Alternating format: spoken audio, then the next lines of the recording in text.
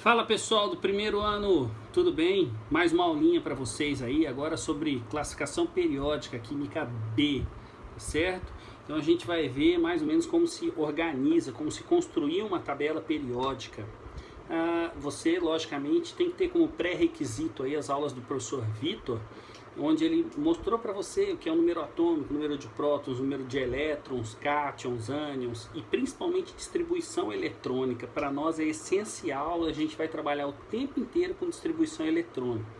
Professor, tabela periódica é fácil? Olha, depende. Por exemplo, a primeira parte, né, é tranquila, a segunda parte, que é propriedade periódica, já é um pouquinho mais complicado, tá? Mas tudo bem, a gente vai fazer pausadamente, a gente vai ver, primeiro a gente vai ver o histórico, né? Depois a gente começa a mostrar algumas situações. Então você tem que ficar com calma, tudo bem? A gente vai fazer de tudo pra gente aprender isso daí com tranquilidade, tá? Então vamos entender o seguinte, né? Como que surgiu essa história de tabela periódica? Olha, bem lá no começo a gente tinha já uma quantidade de elementos químicos e a gente precisava organizar esses caras, tá certo? Aí surgiu a ideia da gente fazer uma tabelinha para colocar esses caras em ordem, né? Pô, mas como fazer isso aí? Existiram várias tentativas aí ao longo das eras aí.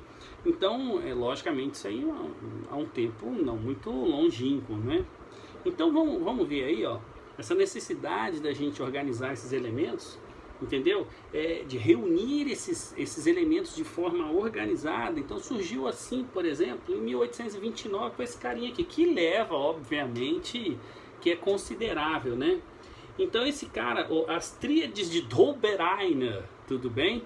Então esse cara aqui organizou esses elementos em tríades, onde a massa dos elementos era a média ponderada entre o cara anterior e o cara posterior, o elemento anterior e o elemento posterior. Então, por exemplo, aqui eu dei o exemplo aqui do lítio, sódio e potássio, né? Então você pegava a massa do lítio, 7 unidades de massa atômica, tudo bem? E a gente tem aqui o potássio, tá certo?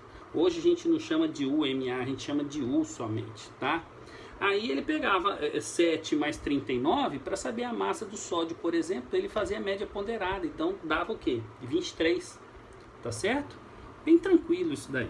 Vamos prosseguir. Aí foi melhorando, cada vez tentando fazer uma outra proposta de tabela periódica, né?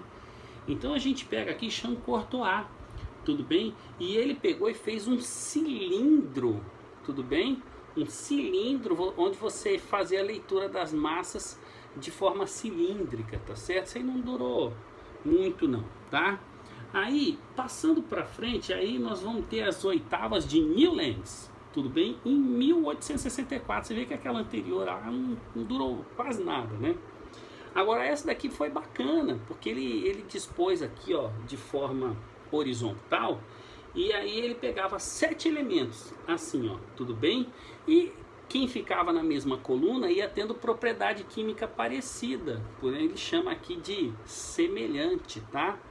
E, por exemplo, ele pegava aqui o oitavo elemento, né? Que ele pegou aqui, ó, tinha o primeiro era o lítio, o oitavo elemento era o sódio. Então, o sódio tinha propriedade parecida com o primeiro elemento, que era o lítio. E o 15º aqui, ó, tudo bem? Que era o potássio, era parecido com um de cima, que era o sódio. E assim por diante. A mesma coisa, você pegava aqui na coluna 2 aqui, ó, você ia ver que o magnésio era semelhante ao berílio e o cálcio era semelhante ao magnésio. Ia repetindo mais ou menos essa semelhança de propriedades. Começava a formar uma tabela já legal aí. Agora a tabela que realmente merece o destaque, que não seja a nossa tabela atual, era a de Dmitri Mendeleev, tá certo? Esse carinha aqui, em 1869, ele organizou os elementos em ordem crescente de massa atômica. Professor, por que é massa atômica? Porque naquela época a gente imaginava a massa do átomo, mas não sabia que ele tinha prótons, que ele tinha nêutrons, que ele tinha elétrons, não é? Então era mais complicado, então ia pela massa mesmo, a classificação. E ele ia agrupando com propriedades parecidas. Tudo bem? Já era uma massa, já era uma tabela periódica bem mais organizada. Mas aí não teve jeito, tá? Então já no século XX, tá? Esse cidadão aqui, Henry Moseley, em 1913, ele fez aquela tabela que realmente nós temos a nossa base hoje, tá? A gente construiu a nossa tabela em cima desse cara. Ele organizou os elementos em ordem crescente de número atômico, tudo bem? Do número de prótons. Aí essa tabela tomou uma forma legal. Então eu vou apresentar para vocês aqui a nossa tabela periódica atual, em cima dessa daqui, já com os elementos novos aqui, já homologados, tudo bem? Então, ó, a gente vai trabalhar com uma tabela nesse naipe aqui, nesse modelo. Tudo bem, pessoal? É uma tabelinha excelente essa daqui, ok? Tá? Ah, professor, mas é a chance de aparecer outras tabelas? Gente, vocês não acham que tem gente no mundo inteiro aí querendo organizar melhor os elementos? Porque ela tem imperfeições. É difícil você construir uma tabela periódica. Para chegar nesse modelo aqui, ó, 2000 anos, pessoal. Então presta atenção. Se você imagina você conseguir fazer uma tabela periódica nova, revolucionária, você vai ganhar dinheiro com isso. Então tem gente querendo aí no mundo inteiro, mas é difícil. Então o que nós temos é isso daqui. É o que a gente tem para estudar, para aprender, para fazer prova de vestibular, é só essa tabela aqui, ok? Outras tentativas é só se você tiver curiosidade. E tem aí, se você procurar na rede aí, você vai achar. Tudo bem? Mas é essa tabela aqui que a gente usa e é essa tabela que a gente vai estudar. O que passou, pessoal, é só histórico, tá? Pode ficar tranquilo, tudo bem? Outra coisa, professor, eu preciso decorar a tabela periódica porque meu avô, meu pai, disse que lá na escola dele, professor, ficava fazendo nome das famílias, por exemplo, li na carta, Rubídio casou com Frâncio. Eu vou precisar decorar isso? Não, claro que não, evidente que não. Aí se eu quiser, pô, seja feliz, entendeu? Vai curtir tua vida.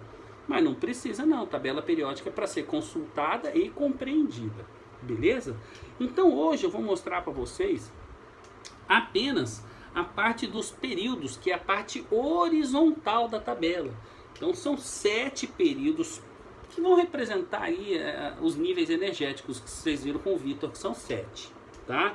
Então olha só, então elementos de um mesmo período, eles de uma mesma série, eles têm o mesmo número de níveis energéticos, tudo bem? Vamos dar uma olhadinha aqui, ó.